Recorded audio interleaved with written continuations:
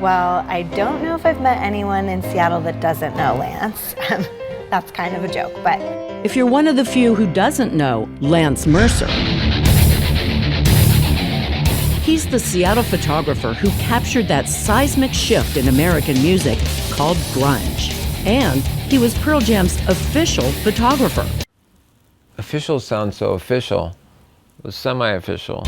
Anyway, you've probably seen Lance's iconic images of every notable Northwest band from the 90s in books and magazines like Rolling Stone, Spin, and Vanity Fair.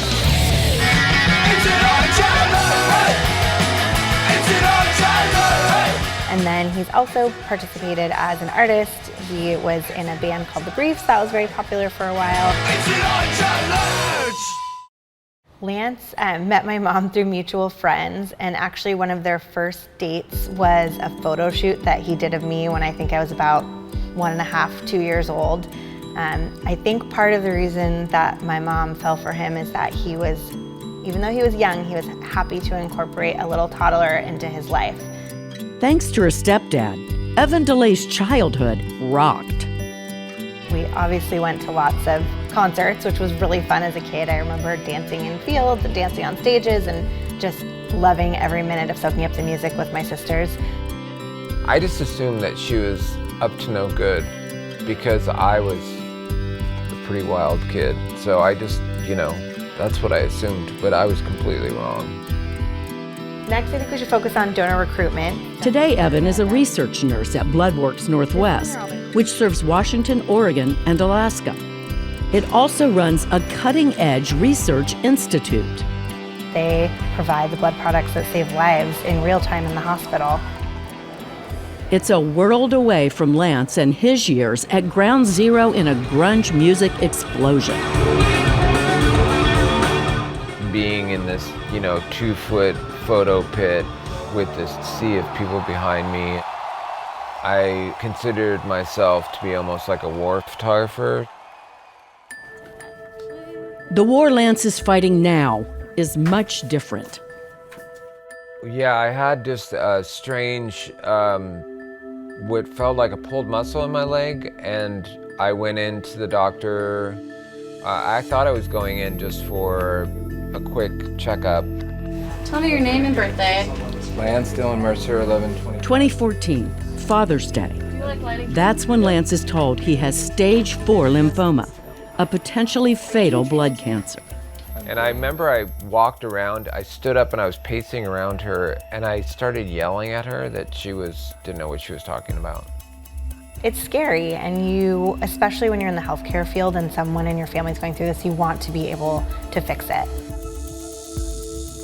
It was really severe. I had it pretty much throughout my whole body.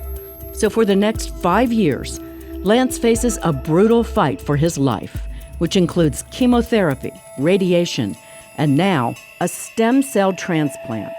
Hopefully, the infusion of healthy cells along with intensive chemotherapy can start producing normal blood cells instead of cancerous ones. He was sick. He really was not feeling well. Just, really, really extreme flu-like symptoms where all you want to do is just kind of be keeled over, in the fetal position. The day came for the transplant. I was working here at Bloodworks, so I was going to be the after-work visitor, bring dinner if he was up for eating and that sort of thing. And before long, Evan gets some photos from Lance. And I looked in the picture, and he said, "These are my cells getting delivered." There's Lance, but who is this? Oh my gosh, who is that delivering your blood cells? That looks like my coworker. Hey, Denise. It is.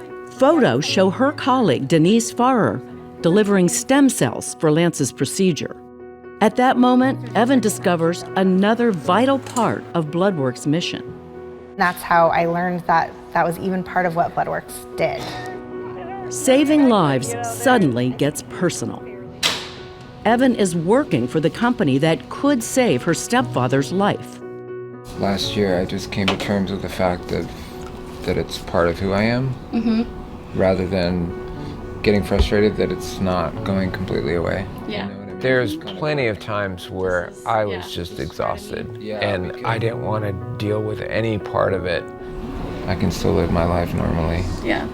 The stem cell transplant does bring some relief, but the war is far from over. My lymphoma being pretty stubborn, I had some hot spots in my stomach and chest and neck. Which means a new strategy is needed to combat the cancer. A clinical trial with new drugs is seen as a last hope. So this is a scan from right before we started your study drug. Dr. Raya Mawad is Lance's oncologist at Swedish Hospital. Today she's sharing an update on the trial and the impact, if any, it's had on the lymphoma with Lance, Evan, and her sister Mackenzie. So I would say that everything is improved compared to November. That's amazing. And you're tolerating the drug really well, and so I think we should keep going. Yeah. You're doing great. Yeah. That's so awesome. That's amazing. It's great. Yeah. I was kind of in shock, to be honest. Like, I can just be normal and just kind of go about my life now. Lance and Evan are telling his story, hoping to inspire others to give the life-saving gift of blood. I don't know how else to say it, but without it, people won't survive. 33 years ago, Lance Mercer brought a little 2-year-old girl into his life. Where was this one again? This was Kitsap County, Lollapalooza '92. It's Chris Cornell. Who'd have known that one day she'd be a part of saving his? Oh, that's my brother. I already was proud of where I worked, and it made it even more powerful for me that I'm really working at an organization that's not just changing anybody's life or other people's lives, but my family's life.